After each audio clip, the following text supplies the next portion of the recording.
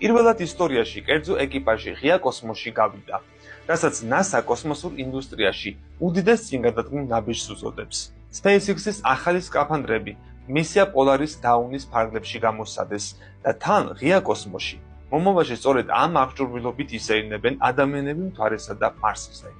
კომპანია SpaceX-ის მისია Polaris Dawni, რომელსაც მილიარდერი ჯარედ აიზეკმენი ხელმძღვანელობდა, 10 სექტემბერს ფლორიდის კენედის კოსმოსური ცენტრიდან გაეშვა.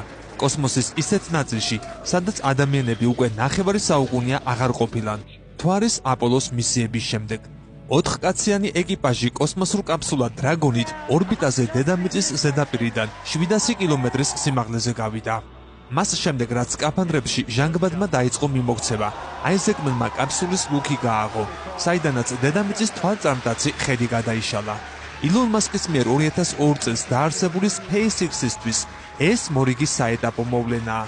დღევანდელი წარმატება წინგადადგმული უზარმაზარი ნაბიჯია კომერციულ კოსმოსურ ინდუსტრიაში და NASA-ს გრძელვადიან მიზნებში, წერს NASA-ს ხელმძღვანელი ბილ ნელსონი. ლუკის გახსნამდე ეკიპაჟის წევრებს ჩაუტარდათ პროცედურა, რომელიც მათი სისხლის მიმოქცევიდან აზოტის გამოდევნას გულისხმობს, რითაც თავიდან აიცილეს ეგრეთ წოდებული დეკომპრესიული დაავადება. ამის შემდეგ თანდათან შეამცირეს კაბინის წნევა, რათა ის თანხმედრაში ყოფილიყო კოსმოსის ვაკუუმთან.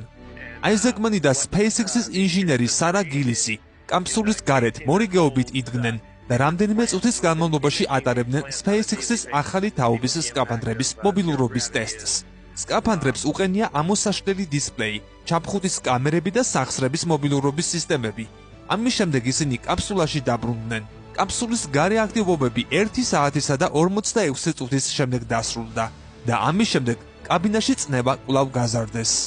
იმის მიუხედავად, რომ ეს მისია კომერციულ სექტორში პირველი იყო, ღია კოსმოსში გასვლა მაინც ჩამორჩებოდა ადრეული კოსმოსური ეპოქის გაბედულ მიღწევებს.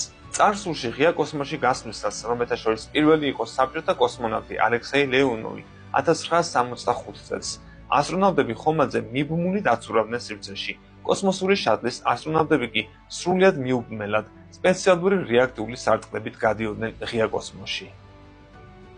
ვინაიდან კაფსულა დრაგონს ჰაერის საცობი არ აქვს, ვაკუუმში მთელი ეკიპაჟი აღმოჩნდა. მისის პილოტი სკოტ პოტიტი და ინჟინერი ანა მენონი გარეთ არ გასულან, რადგან ისინი სისტემებს აკონტროლებდნენ. აღსანიშნავია, რომ ეს 3 ნაწილიანი მისიის პირველი ფაზა იყო, რომელშიც ხომალდი დრაგონი მაქსიმუმ 1400 კილომეტრ სიმაღლეზე ავიდა. 3-ჯერ უფრო მაღლა, ვიდრე საერთაშორისო კოსმოსური სადგური. ეს რეგიონი ზედმეტად სახიფათოა მაღალენერგიული ნაწილაკების გამო.